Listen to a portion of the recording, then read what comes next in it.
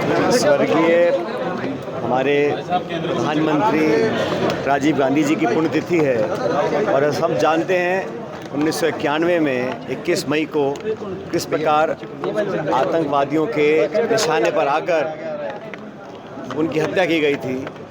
और इतिहास गवाह है, चाहे इंदिरा जी हों चाहे राजीव गांधी जी हों, आतंकवाद से कभी समझौता नहीं किया, चाहे अपनी जान गंवाई हो।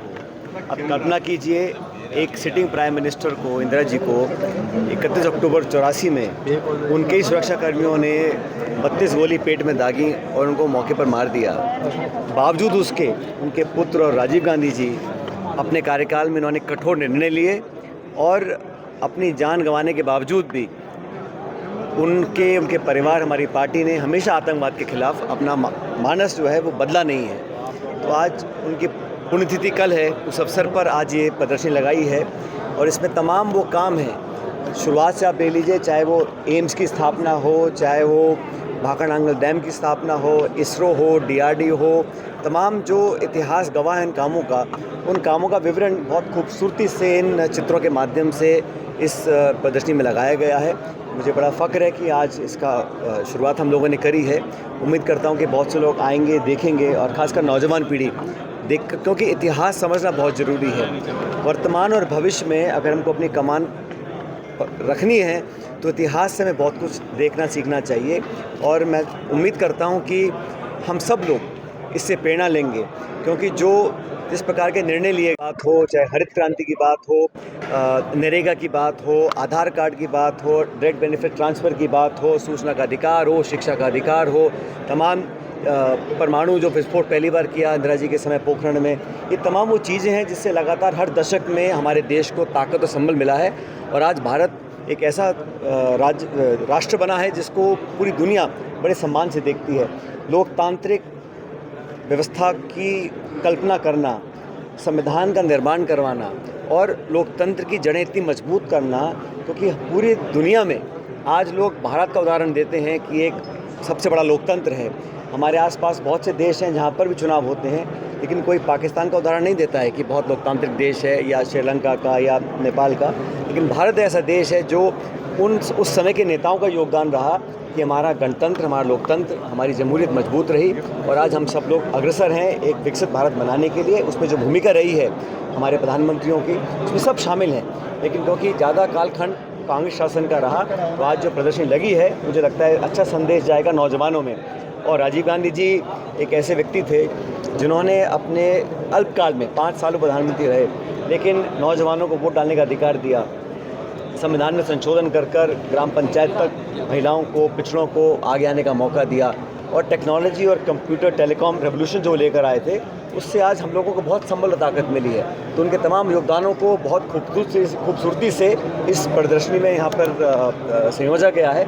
मैं आयोजकर्ताओं को बहुत बधाई देता हूँ और उम्मीद करता हूँ कि शहर और आसपास के बहुत जयपुर के लोग यहाँ पर आकर इसको देखेंगे और बहुत कुछ देखने सीखने को मिलेगा। सर, फॉरेन मिनिस्टर के स्टेटमेंट पर राहुल गांधी ने सवाल उठाया कि कितने जेट डैमेज हुए। आपका सवाल क्या है? फाइटर जेट डैमेज हुए किसी ने? उनका आपका सवाल क्या है? अमित मालवीय ने इस पर सवाल उठाए हैं और कहा है कि पाकिस्तान की भाषा बोल रहे हैं राहुल गांधी। जहाँ तक कल भी मैंने कहा था, आतंकवाद को जड़ से ख़त्म करने के लिए और पाकिस्तान समर्थित आतंकवाद जो कई दशकों से हमको टारगेट किए हुए हैं, चाहे वो कश्मीर हो चाहे पंजाब हो, ये पूरी दुनिया जानती है और पूरा देश आतंकवाद से तंग आ चुका है। हम चाहते समाप्त हो, और जो ताकतें पाकिस्तान के सरजमीन पे आतंकवाद को पनपाने का काम करती हैं, उनका सफाया होना बहुत ज़रूरी है। इसमें कोई दो राय नहीं है, इसमें कोई अलग अलग बात करने का मतलब नहीं बनता। सारे दल, पक्ष विपक्ष, पूरा देश एकजुट है और होना भी चाहिए।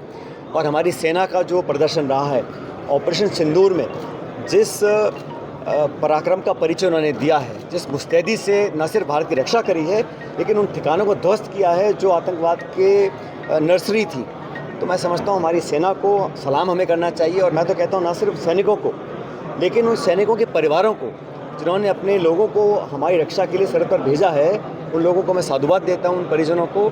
और पूरा देश गर्वान्वित महसूस करता है जब भारत की सेना देश की रक्षा के लिए सब कुछ कुर्बान करने के लिए तत्पर रहती है। और मुझे लगता है कि पूरी दुनिया में सबसे प्रोफेशनल आर्मी अगर कोई है तो भारत की है।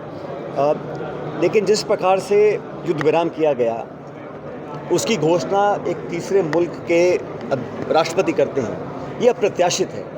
आज तक कभी ऐसा हुआ नहीं है। और क्योंकि पाकिस्तान ने सीज़ फायर की घोषणा की चंद घंटों बाद उसका वायलेशन किया, कश्मीर बॉर्डर पर लगातार मोटर बॉम्ब्स और फायरिंग करी, कई निहत्थे लोगों की, निर्दोष लोगों की जानें गई हैं।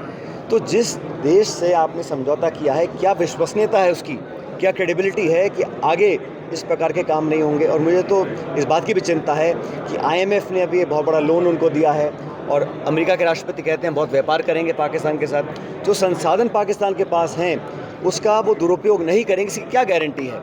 वो टेरर फंडिंग दोबारा चालू नहीं करेंगे, इसकी क्या गारंटी है। इसलिए सरकार को स्पष्ट करना चाहिए कि क्या आश्वासन उनको मिला है, क्योंकि हम लोग चर्चा करें आतंकवाद की और अमेरिका ने नया शगुफा छोड़ दिया है कश्मीर का।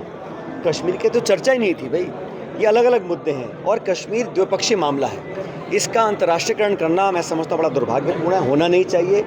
और मुझे लगता है कि अलग अलग देशों से जो आवाज़ें आ रही हैं उसमें कहीं ना कहीं भारत और पाकिस्तान को एक तराजू में तोलने का काम किया जा रहा है, जो बड़ा गलत है, क्योंकि कोई तुलना नहीं है। भारत की अर्थव्यवस्था पाकिस्तान से 11 गुना है, वो एक फेल्ड स्टेट है। इमरान खान को जेल में डाला हुआ है, इलेक्टेड MPs को जेल में बंद किया हुआ है, ISI और पाकिस्तान आर्मी देश को चलाती है और वहाँ की जो सरकार है वो एक बड़ी कमज़ोर सरकार है। इसलिए उनकी विश्वसनीयता पर मुझे सवाल है। इसलिए सरकार को स्पष्ट करना चाहिए कि किन मापदंडों को देखकर, किन आश्वासनों को लेकर हम लोगों ने सीज़ फायर किया है।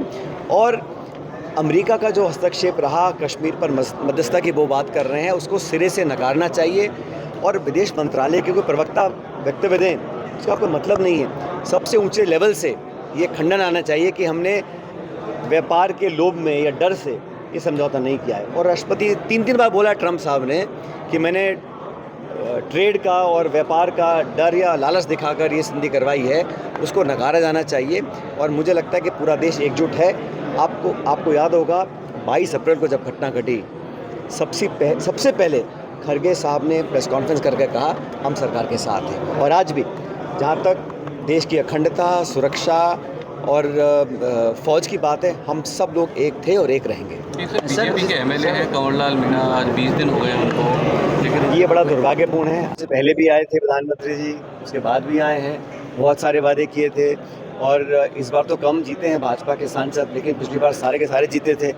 जब बजट पढ़ा जाता है तो कान तरस जाते हैं राजस्थान का नाम सुनने के लिए। वित्त मंत्री महोदय जब 3-3 घंटे भाषण देती हैं तो राजस्थान का जिक्र नहीं होता, कोई सेंट्रल फंडिंग नहीं आ रही, कोई स्पेशल पैकेज नहीं मिलता। तो मुझे लगता है कि सिर्फ आकर भाषण देना अच्छी बात है, उनका स्वागत है, प्रधानमंत्री क्यों नहीं आएंगे।